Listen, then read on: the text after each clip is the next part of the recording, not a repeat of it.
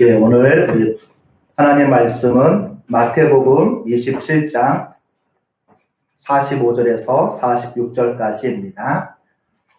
제가 가진 책으로는 신약성경 50쪽에 있습니다. 마태복음 27장 45절에서 46절까지입니다. 50쪽에 있습니다. 우리 다 같이 한 목소리로 봉독하시겠습니다. 제6시로부터 온 땅에 어둠이 임하여 제9시까지 계속되더니 제9시쯤에 예수께서 크게 소리질러 이르시되 엘리 엘리 라마 사박다니 하시니 이는 곧 나의 하나님 나의 하나님 어찌하여 나를 버리셨나이까 하는 뜻이라. 아멘. 오늘 말씀의 제목은 고독을 통한 하나님의 섭리입니다. 오늘은 특별히 저희들이 종료 주일이자 이제 고난 주간을 맞이합니다. 더 특별히 우리가 예수님의 고난과 죽음을 더욱 저희가 묵상하면서 더욱 한 주간을 우리가 경건한 마음으로 보내주시면 감사하겠습니다. 인간을 흔히 고독한 존재라고 얘기합니다. 고독하게 홀로 태어났다가 홀로 고독하게 죽는 것이 인간의 모습인 것입니다. 하나님에 의해서 창조되었던 최초의 부부 아담과 하와도 동시에 창조되지 않았습니다. 아담을 먼저 흙으로 빚으셨고 후에 하와는 아담의 갈비뼈로 만드셨습니다. 그들 사이에도 결코 일치할 수 없는 엄연한 차이가 있다라는 것입니다. 이것은 아담과 하와가 비록 함께 있었지만 동시에 그들에겐 철저한 고독이 또한 있음을 보여주는 부분입니다. 우리가 또 다시 말하면 하나님께서는 우리 인간을 고독한 존재로 만들었다는 의미입니다. 고독은 거리를 가득 메운 군중 속에서도 있습니다. 그래서 이 타인과의 관계 속에서만 고독이 있는 것이 아니고 한 가족, 한 지붕 아래 같이 사는 가족 안에도 심지어는 한 이불을 덮고 자는 부부 사이에도 서로 메울 수 없는 고독이 있는 것입니다. 그러면 왜 하나님께서는 인간을 고독하게 만들었을까요? 그 이유가 무엇일까요? 우리가 나중에 미국의 사회학자 리스먼이 사용한 단어입니다. 즉 대중 공동체 안에서 많은 무리들이 있지만 그럼에도 불구하고 그 안에서 혼자된 느낌, 고독감을 느끼는 무리가 있다라는 이야기입니다. 내 주위에 많은 이웃들이 있음에도 불구하고 고독감을 느끼는 존재. 여러분도 고독하다고 느끼십니까? 요즘 코로나19를 통해서 이 사회적인 거리두기를 통해서 모임도 많이 없어지고 또 외부 활동도 많이 없어지다 보니 더 우울감과 고독감을 느끼는 분들이 많다라고 얘기합니다.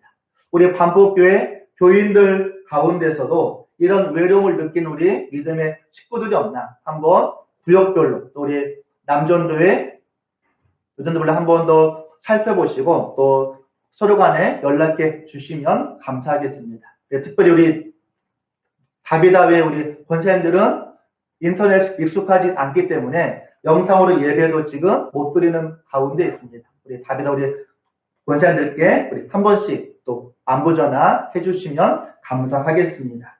고독은 인종이나 계급이나 권력에 상관없이 누구에게나 인간이라면 있는 것입니다. 우리가 산업화로 인해서 이 경제 구조가 바뀌면서 야기된 인간성의 문제, 또 핵가족화로 인한 가족 구성원의 변화, 또 혼밥과 혼술의 자연스러운 1인 가구의 증가, 또 경쟁 사회와 현대화로 인한 개인주의의 증가를 통해서 고독감을 느낍니다. 또 불확실한 미래에 대한 불안감, 또 취업 대란, 실지, 정규직으로 인한 유대 강교의 약화등으로 해서 고독감이 찾아옵니다. 내 주위에 많은 이웃이 있고 내 가족이 있는 것처럼 보이는데도 불구하고 나 혼자 같은 외로움에 빠질 때가 있다라는 것입니다. 그러면 우리만 이런 고독감을 느끼고 있었을까요? 어찌 보면 예수님의 삶, 예수님조차도 군중 속에 고독감을 느꼈던 분이 아닐까라는 생각을 또한 해보게 됩니다. 예수님의 공생애는 어찌 보면 고독으로, 고뇌로 시작하고 있습니다. 이 세례 요한에게 세례를 받음으로 공생애가 시작되었지만 첫 번째 사역이 마귀에게 광야에서 시험받는 것이었습니다. 누가 대신 해줄 수 없고 예수님 홀로 싸우는 시험이었습니다. 그 후에는 성령 충만해서 자기의 고향에 와서 말씀을 증거할 때도 아무도 예수를 인정하지 않고 오히려 예수를 마을 사람들이 산 꼭대기로 밀고 와서 예수를 죽이려는 모습들이 있었습니다. 그래서 예수님이 선지자는 자기 고향에서 환영을 받지 못한다는 말씀을 하셨습니다. 그런데 우리가 생각해보면 아이러니하게도 예수님의 사역에는 항상 그 주위에 수많은 무리들이 있었습니다. 우리가 잘 알고 있듯이 광야에서 오병이어를 일으킬 때도 남자 어른만 5,000명 가까운 무리들이 모였습니다. 또 수많은 환자들을 고칠 때마다 인산인해를 이루었다라고 말씀합니다. 또 예수님께서 이 환자들을 고칠 때마다 그 후에 또 예수님을 믿는 무리들이 가득했다라고 얘기합니다. 예를 들면 요한복음 4장에서 이 사마리아 여인을 만난 다음에 뭐라고 고백하고 있냐면 요한복음 4장 41절에 보면 예수의 말씀으로 말미암아 믿는 자가 더 많아졌더라 라고 말씀하고 있습니다. 요한복음 11장에서 죽었던 나사로를 살리신 다음에도 뭐라고 말씀하고 있냐면 요한복음 12장 11절에 보면 그 나사로 때문에 많은 유대인들이 예수를 믿었도다 라고 말씀하고 있습니다. 예수님께서 가시는 곳마다 수많은 병자들을 고치시고 이적을 행하시고 하나님 나라를 가르칠 때마다 수많은 무리들이 모여 있었습니다. 반면에 당시의 권력자들은 어떠했나요? 예수님의 말씀, 예수님의 행동을 불온 사상, 마치 이단처럼 여겨서 예수님의 행동마다 논쟁을 벌이고 말꼬리를 잡는 모습을 보여줍니다. 때로는 함정을 파놓고 예수님에게 어려운 질문도 하기도 했던 것입니다. 이런 환경 속에서 그나마 예수님과 3년 동안 동고동락했던 12명의 제자들이라도 예수님의 마음을 이해하면서 예수님의 마음을 헤아리고 위로해 주면 좋았을 텐데 이 제자들의 우둔함은 예수님 가슴에 더 고독의 바람만을 불게 했을 뿐입니다. 예수를 정치적인 메시아로 이해하고 우리 이스라엘을 로마에서 해방시켜주면 예수님 좌우에 앉아서 권력만을 행사할 것만을 생각하고 있습니다. 베드로는 이 변화산에서 예수님이 모세와 엘리야와 영적인 대화를 나누자 여기가 좋사오니 장막 세를 짓고 여기에 거하자고 얘기합니다. 예수님의 관심은 산 아래 고통 가운데는 이 백성들을 위로해주고 회복시켜주고 고쳐주는 데 관심이 있는 데 비해서 베드로는 산 꼭대기에서 머물기를 원하고 있는 것입니다. 수제자인 베드로가 이런 정도라면 나머지 11명의 제자들은 예수님 마음을 전혀 헤아리지 못했음을 말할 필요도 없을 것입니다. 이미 충분히 외로웠던 예수님에게 그나마 가족이라도 힘이 되고 위로가 되었으면 좋았을 텐데 부모 형제마저도 예수님을 정신 나간 사람 취급을 하고 있으니 얼마나 더 외로웠겠습니까? 우리가 아무리 힘들고 어려워도 가족에서 따뜻한 위로가 있으면 그 어려움을 이겨낼 수 있고 아픔을 이길 수 있는데 예수님은 가족마저의 보살핌, 가족마저의 위로도 아무것도 얻지 못했던 것입니다. 이런 예수님이 이제 예루살렘에 오늘 입성하십니다. 저희 예루살렘 입성을 기념하기 위해서 종료주일이라고 얘기합니다. 왜 예루살렘 입성일이라고 얘기하지 않고 종료주일이라고 얘기할까요? 거기에 모였던 무리들이 이 종려나무 가지를 꺾어서 흔들며 예수를 환영하기를 호산나 다윗의 자손으로 오시는 이여 라면서 환영했기 때문입니다. 이 종려나무는 다른 말로 하면 대추 야자나무입니다. 제가 작년에 성지순례 가서 같이 먹었던 이렇게 대추 야자나무인데, 이 말씀에서는 이 종려나무는 왕이나 메시아를 상징합니다. 그래서 예수님이 예루살렘에 입성하셨을 때 이스라엘 백성들이 종려나무 가지를 흔들었다는 것은 예수님을 이스라엘의 왕으로, 메시아로 생각하고 환영했다라는 의미가 그 안에 담겨져 있는 것입니다. 근데 사실 예수님은 십자가를 지기 위해서 예루살렘에 올라가십니다. 이런 예수님의 마음을 전혀 알지도 못한 채 왕으로 메시아로 환영하는 그 수많은 이 백성들을 바라보는 예수님의 마음은 어땠을까요? 예수님이 여러 번 자기 제자들에게 말씀하셨습니다. 내가 예루살렘에 올라가면 뭐라고 그랬죠? 종교 지도자에게 넘겨져서 많은 고난을 받고 내가 죽임을 당할 것이라고 여러 번 얘기했었습니다. 그러나 예수님 주위에 있던 수많은 무리들, 또 예루살렘 입성 시에 호산나를 외쳤던 많은 무리들, 또 예수님의 12명의 제자들, 어느 누구도 예수님의 예루살렘 입성의 의미가 무엇인지 아무도 생각하지 않고 있었던 것입니다. 오히려 예수님의 12명의 제자들은 예루살렘에 올라가면서 누가 더 높은 자리를 차지할 것을 서로 싸우고만 있을 뿐입니다. 어느 누구도 예수님의 십자가, 예수님의 죽으심의 의미가 무엇인지를 생각하는 사람이 한 사람도 없었다는 이야기입니다. 어느 누구도 예수님의 마음을 알아주느니 아무도 없었고, 예수님의 그 고민과 갈등을 함께 나눌 사람이 아무도 없었다는 이야기입니다.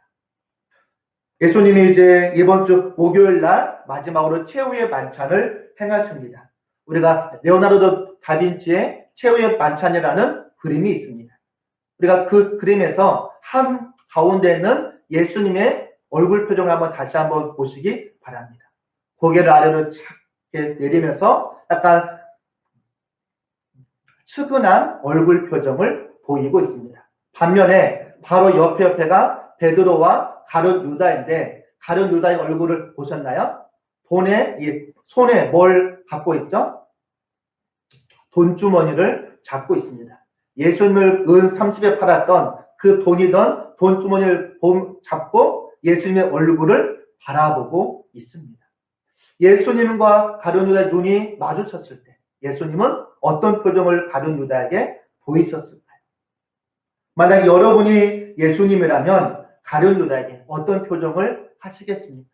나를 팔아먹은 이 배신자여, 라는 눈빛으로 가룟 유다를 바라보겠습니까? 아니면 연민의 눈빛으로 가룟 유다를 바라보시겠습니까?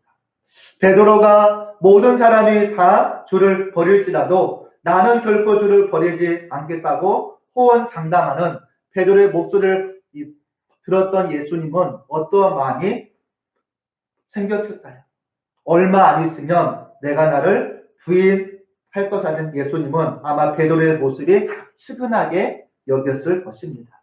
무장한 군인들이 예수를 체포할 때 급하게 도망가다가 자기의 겉옷을 홀랑 벗어던지고 벌거벗은 채 맨몸으로 도망가는 이 마가를 바라본 예수님의 마음은 어땠을까요?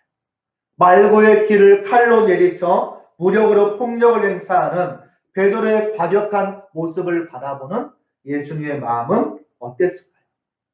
예수님이 이제 잡히기 가장 마지막 전에 하신 것이 겟세마네 동산에서 기도하셨던 것입니다.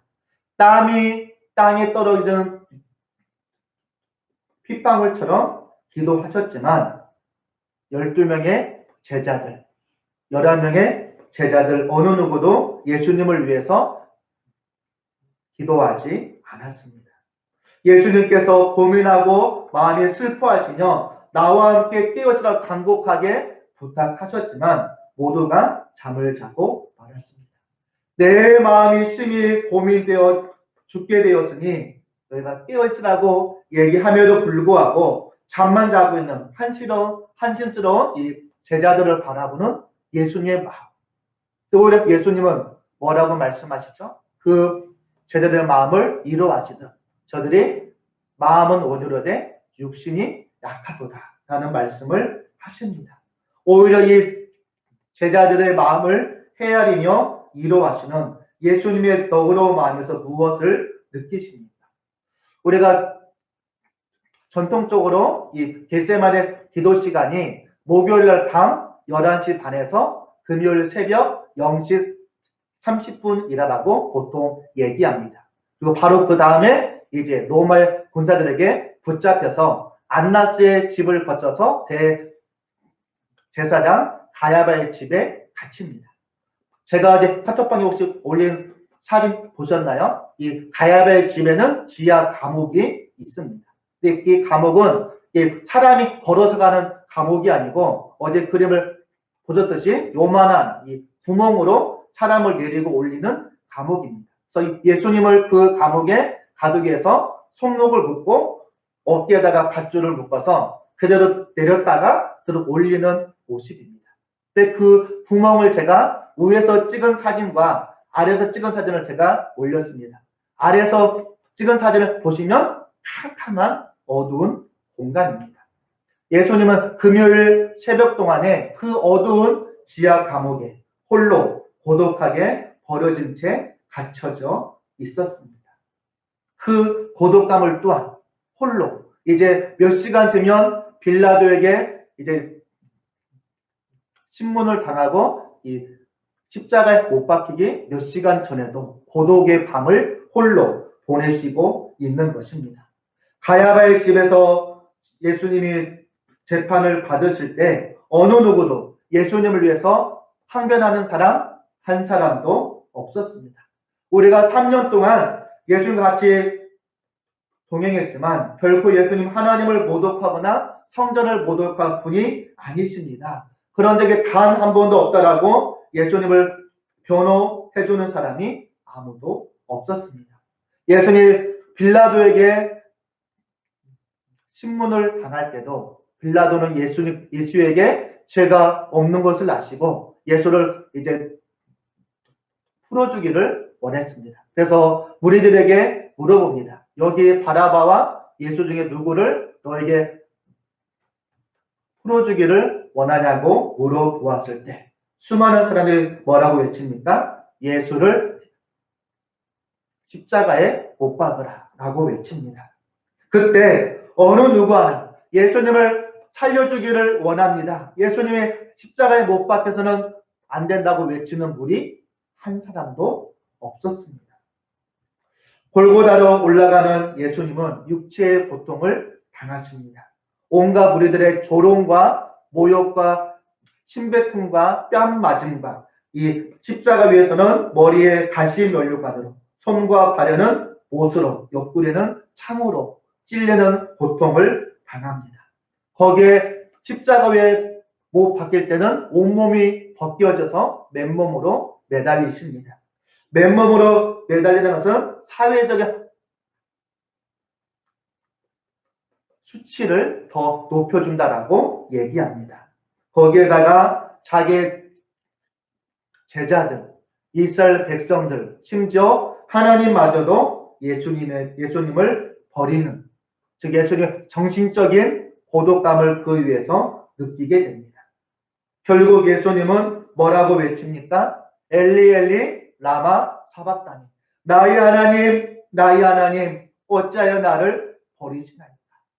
이 절규와 이 외침은 하나님께 버림받은 인간의 고독의 끝이라고도 얘기할 수 있습니다.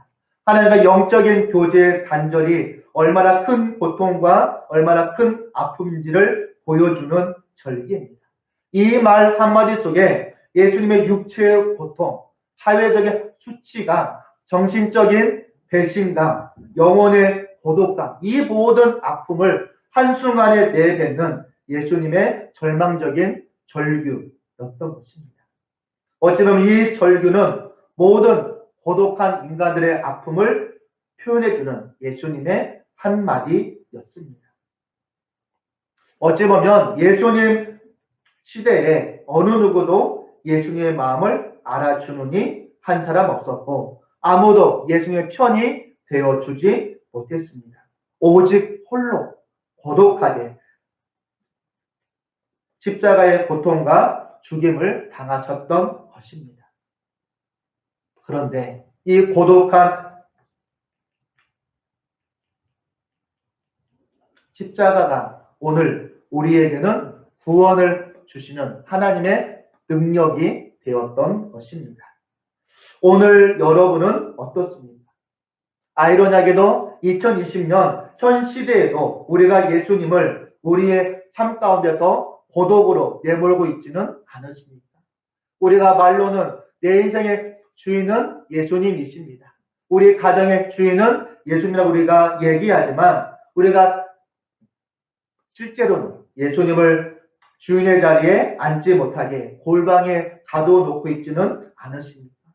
내 일에, 우리 가정의 일에, 우리 직장과 우리 사업의 모든 결정을 내가 내 마음대로 이미 결정해 놓고 예수님이 도와주기만을 간구하고 있지는 않으십니까? 내 인생은 내가 알아서 할 테니 주님은 구경이나 하시라고 방치하고 있지는 않으십니까? 다시 설교 앞으로 돌아가면 왜 하나님은 인간을 고독하게 만들었을까요? 왜 그랬을까요? 그것은 우리가 홀로일 때, 우리가 홀로이어야 하나님과 같이 홀로 되지 않기 때문입니다. 즉 인간은 혼자 되는 고독 속에 있었을 때 우주 만물을 만드시고 우리의 구원자이신 하나님을 찾게 되고 하나님을 만나게 되고 하나님을 알게 되기 때문입니다. 하나님과 동행하는 은혜가 우리 가운데 임할 수 있기 때문인 것입니다. 역설적으로 우리에게 말할지 모르겠지만 고독은 어찌 보면 우리를 향한 하나님의 선물이라고도 얘기할 수 있는 것입니다. 아브라함도 자기가 의지하던 본토 친척 아비집을 떠나 호를 단신 하나님께서 말씀하신 곳으로 가게 됩니다.